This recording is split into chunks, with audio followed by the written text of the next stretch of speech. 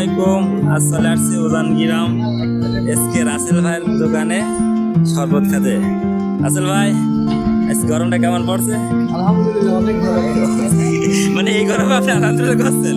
আসলে আমরা বাইসে আছি বেশি দেন আলহামদুলিল্লাহ। আমার এই যে লেবু শরবত দেন, লেবু আর ওইটা খাবো না আমরা, না তো তা না, লেবু খাচ্ছে। তো আসলে এই গরমে এই শরবত খাতে খুব ভালো লাগছে। ভাই বেরোর সাথে শরবত খাতে আসছি ভাই। হ্যাঁ ঠিক আছে। আর ইনি একজন ব্লগার, আপনারা হয়তো চিনে থাকবেন।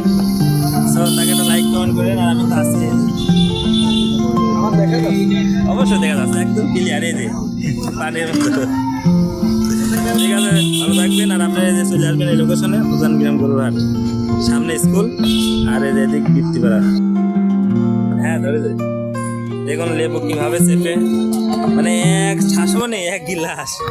আমরা তো সেই ভাত খাতে গেলে লেবু চিপিয়ে যায় দোস্ত। লেবু চেপার স্টাইলটা দেখেছো তো?